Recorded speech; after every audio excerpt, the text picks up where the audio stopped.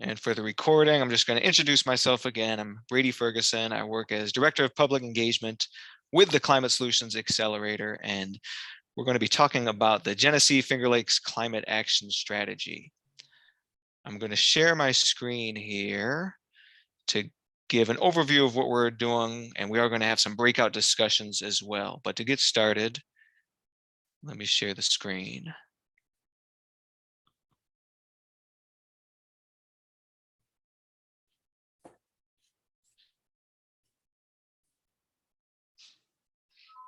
And can someone just confirm, say out loud if you're able to see the screen here? Yep, looks good. Great. So it should say how organizations can implement the Genesee-Finger Lakes Climate Action Strategy. So here's what I'm planning to do today for a discussion. First, I'll just give an overview of this strategy, especially considering there are some who are less familiar with it than others. There are a couple climate action pledges which go along with this strategy, so I want to give those some time. Then I want to hone in on the actions to mitigate greenhouse gas emissions that really make up the heart or the meat of the strategy, or the vegan protein of the strategy, if you prefer that. Then we're going to have some breakout discussions, maybe for about 10 to 15 minutes on priority actions for organizations, because I'm very curious to learn which actions from the strategy are actions that your organization would prioritize. And then just a group sharing out discussion about that. And before we end today, I am going to ask everyone to commit to taking some type of action related to this. So if anyone is interested in reading the strategy or more of it, it is available publicly, climategfl.org/climate-action-strategy. So you can find it there. It's also linked from other parts of our website, but we did launch it officially on Earth Day of this year. So it's been almost 2 months now. And this was developed through this collective impact work that we started over a year ago. And what we did with this collective impact work was to bring together multiple stakeholders from around the region onto a steering committee to guide this work. We did a good amount of public engagement last year, and especially through this series of focus groups we developed a vision for the Genesee-FLX in 2050, or for a thriving region on a healthy planet, as we like to say. But through this engagement of diverse stakeholders, we developed this vision. And then taking this vision, we worked on putting together a strategy that would get us on the path toward achieving that vision for the future. Now, the strategy is focused on actions to take in the next 3 to 5 years. So focus on the shorter term, but actions that will enable longer term progress toward that vision for the Genesee-Finger Lakes in 2050, and also toward meeting the goals of New York State's Climate Leadership and Community Protection Act.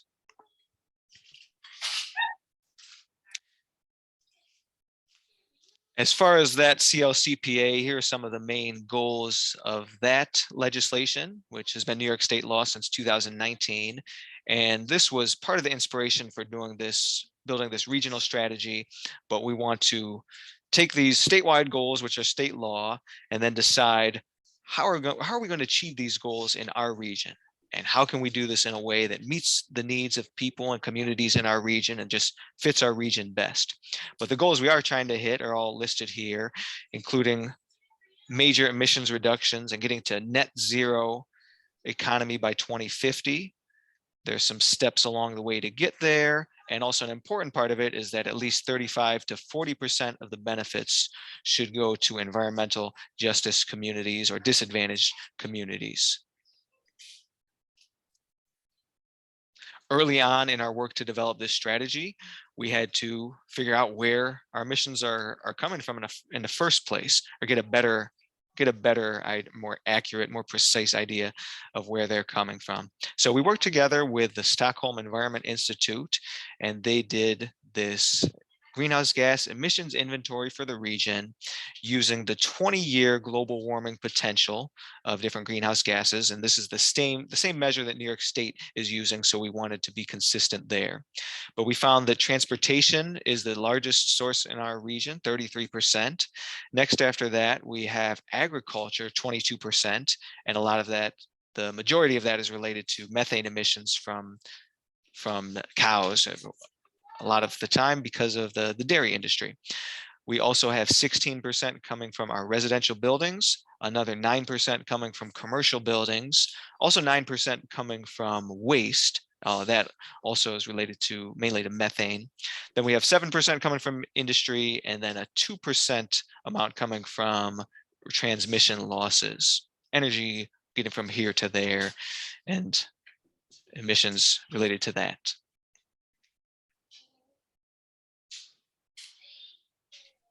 Now, with the data that we have from SEI, it was not just that baseline emissions inventory, but they also did some modeling and looked at what the impact of different actions will be, modeling that out until 2050.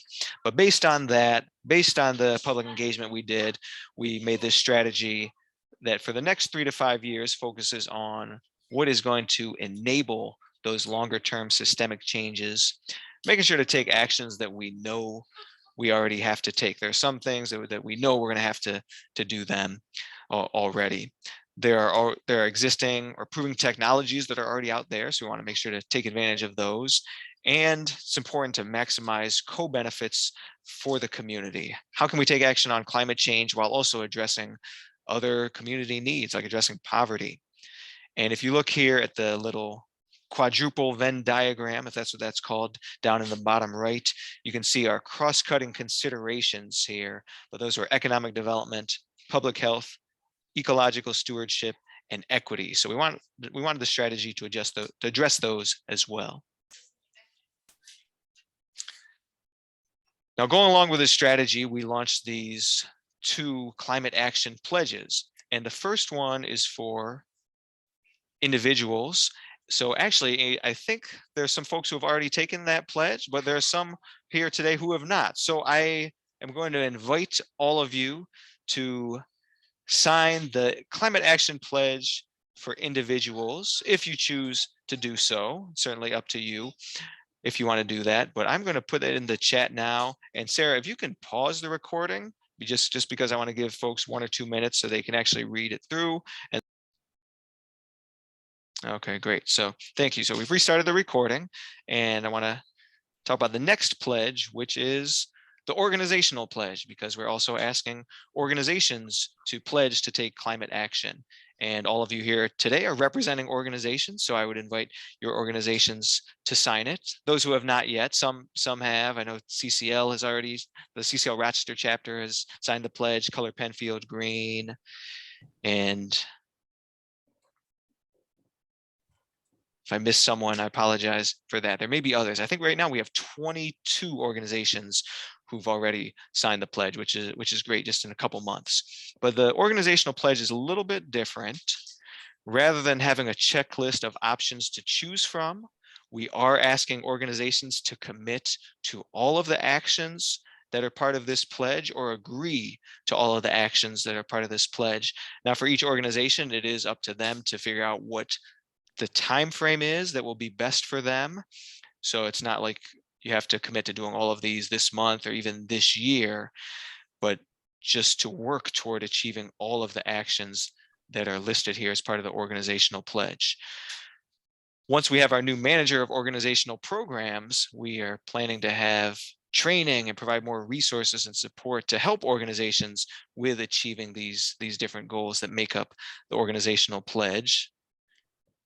And hopefully that person will be starting soon. But I did want to share that, and that is linked in the agenda. I can also drop that link in the chat later, but I do invite all of you, if you've not yet done so, to bring this up with your organization and then go through whatever your decision-making process is to decide if this is something you would like to commit to. At the bottom, then we just need one person from the organization to fill this out, submit it, and then you end up on a website. with your logo, with the other organizations who have made the commitment. And we're still adding more to this as we go. CCL, I apologize that your logo is not up here just yet. It will be. I'm going to go back to my slides now.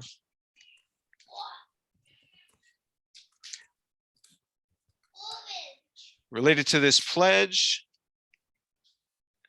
if any of you have outreach events, for example, tabling at the Brighton Eco Fair, and you're interested in getting some flyers related to the pledge to share with people, I will put a link for this in the chat. It's also linked in the agenda, but here's a flyer with a QR code that will take people straight to that individual pledge. So you're welcome to share this if you feel like it relates closely enough with your work. Here again are some of the organizations that have signed it already. As I said before, within the first 2 months, we've already had 22 different organizations sign the pledge. So this doesn't even include all of them. We still have more we have to add, but we're looking to continue growing the organizations committed to this. Now I want to go back to the strategy and just share the actions in it that I would like to then have some breakout discussions about. But we picked the priority actions going into this strategy for the next 3 to 5 years that align with those local emission sources. So of course, with transportation being the biggest source of emissions, we have to have some actions related to transportation. We have to deal with our buildings, we have to deal with agriculture, but also food and forestry, because that's connected, and then energy generation as well. For just in case anyone does have the strategy itself open, you can find these tables that explain these different actions on pages 45 through 53 of the strategy.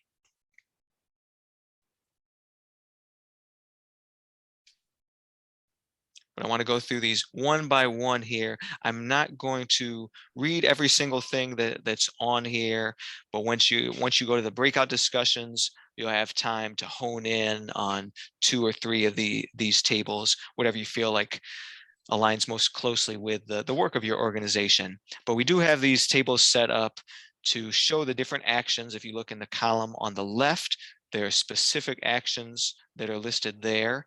The middle column, select co-benefits, mentions how these actions can benefit our community in addition to reducing greenhouse gas emissions, because that's a benefit in and of itself, but there's some additional benefits that can come along with it. And then on the right-hand side, we listed some potential ways for getting involved, and we broke those down into 3 categories: individuals, organizations, municipalities. So today, I'd ask you specifically to look at that middle group there with what organizations can do. So this first one here is about reducing vehicle miles traveled, which is key to reducing emissions from our transportation sector. We found that the emissions inventory showed that the majority of those emissions are coming from cars and light duty trucks. So if we can reduce the number of miles that vehicles are traveling, that can make a big impact on reducing the emissions. This is also related to transportation, and that's switch remaining vehicle miles traveled to 0 emissions, acknowledging that we can't walk or bike everywhere. So when we do need to use our vehicles, we have to get as close as possible to 0 emissions vehicles. So for example, electric cars, electric buses, how can we get to those? So that's what this second table is about. Then with the next 2 tables, we go into building energy efficiency. The residential sector was the 3rd biggest source of emissions, but if we look at our commercial buildings as well, combine those 2, the emissions coming from our buildings play a big role. So improving or increasing building energy efficiency is key, and this lists some different actions here, as well as ways people can get and organizations can get involved in supporting those actions.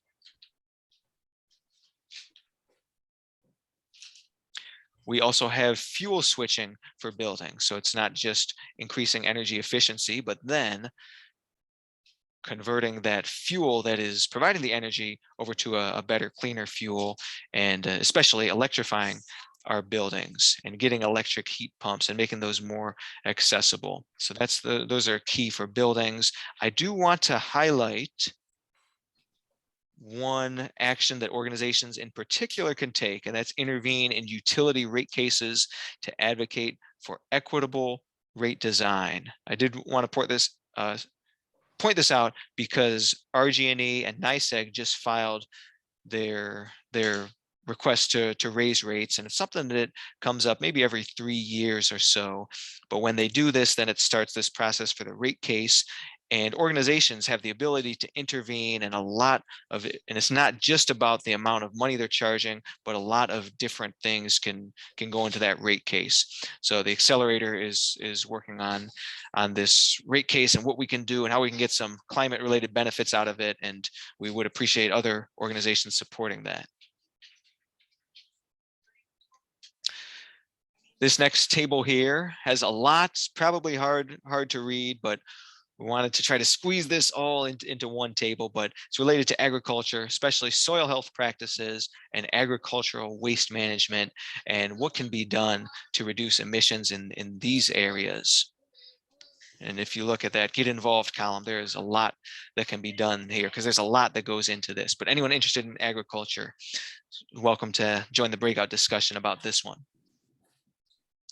This one's also related to agriculture, but just about food more specifically and access to locally sourced food. So there's some actions related to that.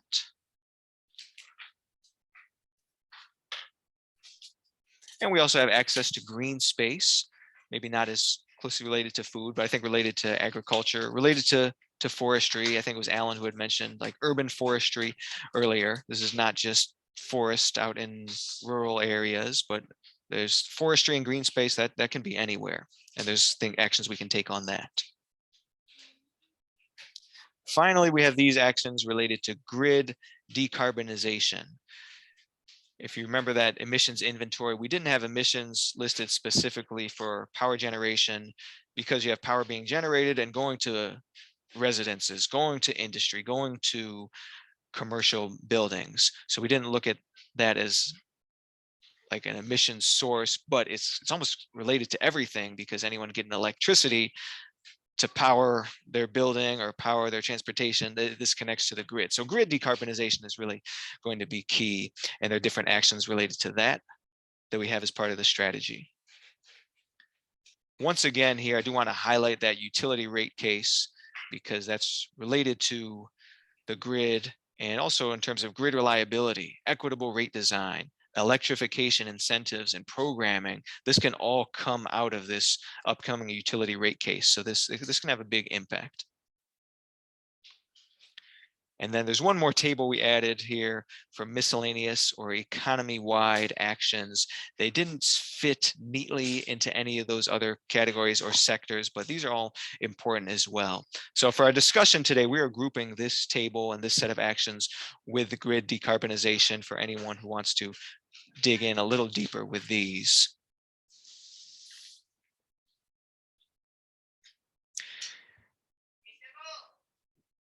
For breakout discussions that we are going to start shortly, I ask each of you to choose one of the following 4 sectors, either transportation or land use, and then you'll be looking at those first 2 tables I showed. Buildings is the 3rd and 4th tables. Food, agriculture, forestry is the 5th, 6th, and 7th tables, 3 for that. And then energy generation or miscellaneous / economy-wide, those are the last 2 tables. So we're going to be having breakout rooms for each of those, and you can choose whichever one you feel like is most important for you and your organization. And the question I would ask you to discuss will take about 10 minutes or so. Which action or actions, and I'd suggest choosing between 1 and 3, but that's just a suggestion. You can do whatever makes the most sense for you and your organization. But choose which action or actions would your organization prioritize based on what you're already working on, based on how well it aligns with your organization's mission, based on what impact you feel that's going to have on climate change, and also how attainable it is. I would also like you to think about any action or actions that your organization could take the lead on, or something you're already leading on. And then other actions, which maybe it's something you could support, but it's not something you're leading on or have the capacity to lead on. So kind of looking at maybe categorizing actions in that way as well. And I'll stop the share at this. We can stop the recording because we're going to go into the breakout rooms with our smaller